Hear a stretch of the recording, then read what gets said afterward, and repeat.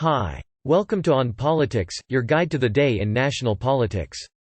I'm Lisa Lerer, your host, writing to you aboard a flight to Texas, one of the states voting next week on Super Tuesday. Sign up here to get On Politics in your inbox every weekday.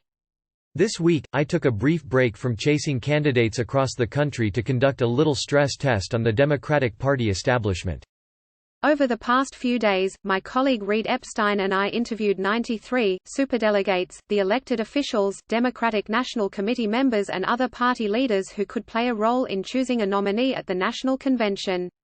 Most of them have spent years, or even decades, working to elect Democrats to all levels of government. After nearly 100 interviews, I can confidently report back to you, dear readers, that in some quarters of the Democratic Party, the anxiety about Senator Bernie Sanders's popular vote victories in the first three nominating contests is real, and rising. We are talking palm sweating, meditation app subscribing, yoga retreat scheduling levels of anxiety. One prominent Democrat put the freakout level at a 12, on a scale of 1 to 10. In private conversations, members of Congress used words like disaster and said Mr. Sanders had hijacked the party. One lawmaker described the mindset as depression mode. Many of these people threw in some expletives, too. Much of these Democrats' concern is rooted in fears that having Mr. Sanders at the top of the ticket could cost Democrats seats in competitive House and Senate races, particularly in states like Arizona and Ohio, where some fear his liberal platform could alienate the more moderate suburban voters who helped Democrats win back the House in 2018. Bernie Sanders most certainly is not our strongest candidate, said Will Cheek, a DNC member from Tennessee. I intend to firmly and resolutely fight for the strongest candidate. Of course, there are some committee members who support Mr. Sanders. But they were a clear minority in the group we surveyed. Only 9 of the people we interviewed said Mr. Sanders should be the party nominee if he captures the most delegates but falls short of a majority.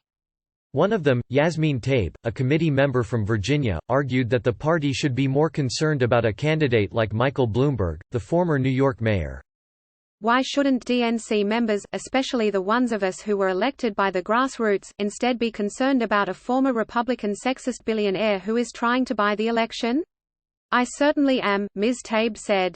I'm not concerned, however, with the progressive candidate with the largest grassroots support across the country to win the nomination, because that's precisely what is needed to defeat Donald Trump.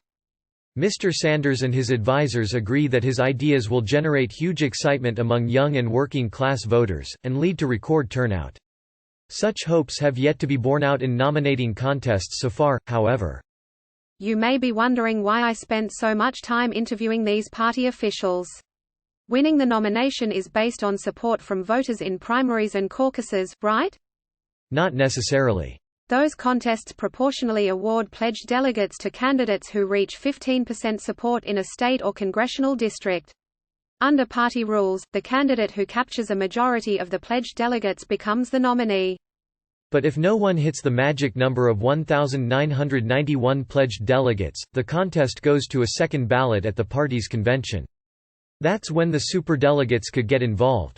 On that ballot, all 3,979 pledged delegates and 771 superdelegates would be free to vote for any candidate they chose.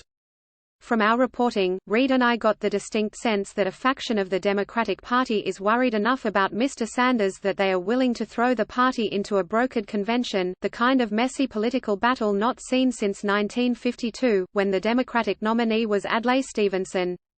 And the crowded primary has prompted many Democrats to believe that such an outcome is not just possible but probable. Cooler heads at the Democratic National Committee maintain that the party is highly unlikely to head to the convention without an assured nominee. But if it happens? Well, that Democratic freakout level just might break the scale. Drop us a line. We want to hear from our readers. Have a question? We'll try to answer it. Have a comment? We're all ears. Email us at onpolitics@nytimes.com. Each week, our colleagues from the New York Times's opinion section share expert analysis and perspectives from across the political spectrum. As we approach Super Tuesday, our opinion columnists are asking the same question: will Bernie Sanders be the Democrats' nominee? Mr. Sanders says that he has the highest favorability ratings of any candidate and that he can engender support among young and minority voters. But will that be enough? Mr. Sanders's early state successes have given him a clear path to a plurality of pledged convention delegates, Ross Douthat writes.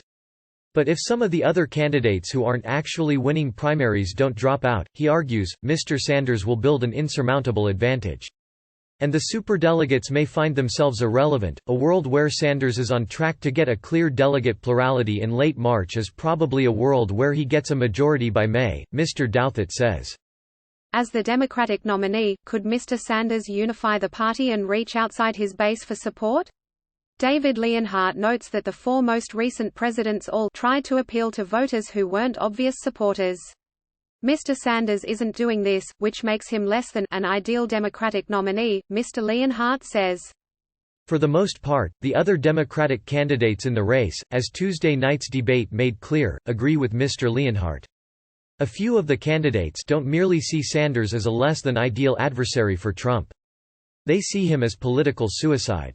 Writes Frank Bruni. He said that watching Tuesday's debate was like watching a political party devour itself.